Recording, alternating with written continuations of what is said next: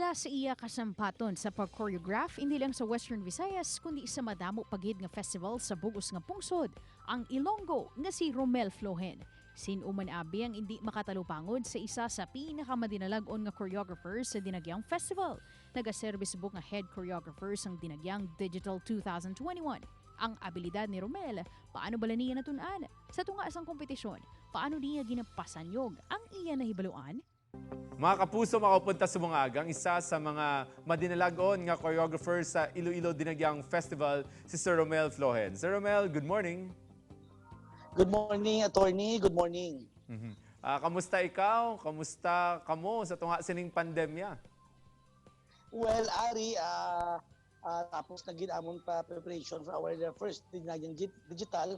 So, though medyo nabaguhan kami after 10 months nga wala ka live events, wala ka festival. But still, we are happy na at least na padayon ng aton nga one of the biggest festival dito sa Iloilo.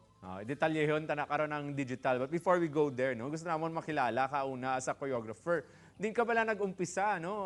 Din ka na tuto nga mag-choreo sa mga performances. Ano ang roots ni Mr. Romel Flohen? Actually, attorney, nag-start ako dancing at the age of 8, no? Elementary grades pa lang ako, I am fan of dancing solo, no? Then, sa pag-high school ko, nag-join ako sa isa ka dance troupe, which is the Kalanchaw Dance Troupe. And eventually, amo ni siya ang naging Daguiao Theater and Dance Company of the Iloilo National High School.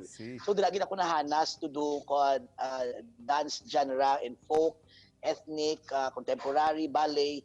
Then eventually, pagtugod sang bola-bola, that's my first venture into choreography as the first dance master sa Tribo Bola-Bola on Dinagyang Festival ang Paghambalan. Ang bola-bola mo, you were part of it? Ikaw gintong dance master sa period of nga naging madinalagon sila?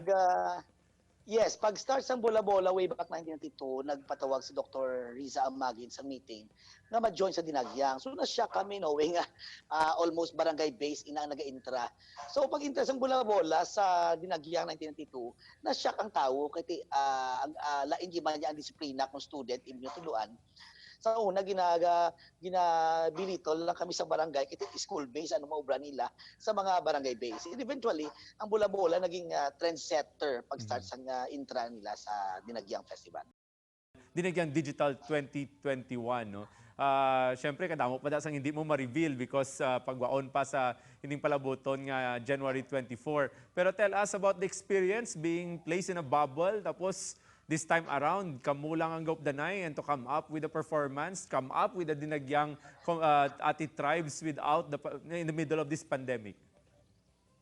Actually, attorney, for my 33 years experience sa dance, sa festival, and choreography, first time ko ka-experience sang ining situation or approach. Actually, concept ina sa aton nga best artistic director diri sa Iloilo, si Mr. Jomar Sustento, Mr. Reno Marsoqueño, and si Mr. Ron Espinosa. Sila conceptualize ini nga what if to this Dinagyang, we unite. Nag-brainstorm kami to come up with this Dinagyang Digital, which is ibabol ang kabataan, iswab kami, iswab ang mga kabataan naton, then i-close sa isang school, then i-rehearse with our best choreographer. Dito kami nag-unite. And kanami lang gid, kay very creative ang tanan, kay ang tanan gabuligay. So with the help of our Iloilo City, headed by Mayor Jen Treñas, our IFFI, headed by Atty. Jopina Florida, naghatag man sa amon sa dako nga bulig in terms of financial, even sa food, even sa adlaw nga training, ang city government nagbulig gid, no? Then up to the time nga nag-shoot na kami sang amon nga concept Every Tribe. So it's composed of the best of 7 district of Iloilo and the best of places nga amon nga gin-shootan. Anong balantayan sa Ilonggo and the rest of the world sa Dinagyang Digital 2021 ang inyong mga ginatago da nga pwede ta maitik ipabalo sa publiko? Well, actually, attorney, kadamo-damo, even kami nga mga choreographers, pagkita naman sa preview, excited kami and very proud.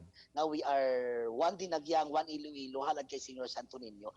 Kadamo gid sang balantayan in terms of choreography, in terms of location, in terms of the concept, nakadamo-damo pagali attorney sa mga concept nga pwede nato magamit sa mga next dinagyang.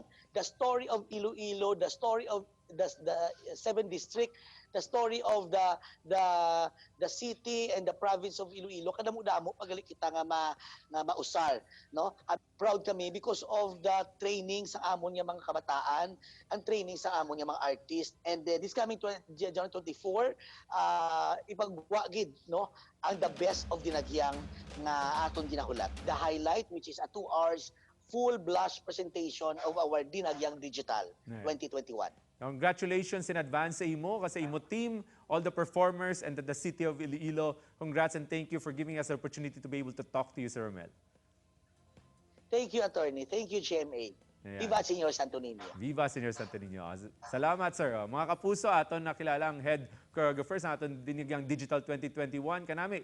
Kaya si discuss it, nakita naton nga ang sekreto hindi isa lang katawong nag-obra pero pag binuligay sang tanan. And because of that, despite the pandemic, masarangan naton obrahon ining aton festival in a new platform, no? So kung makita kita nga pagtilaw, ang yabi dira kung nagabinuligay kita, malampuwasan naton mapangitaan ta sang pamaagi. And hopefully all of us will tune in to this spectacle, which is Dinagyang Digital 2021 sa January 24.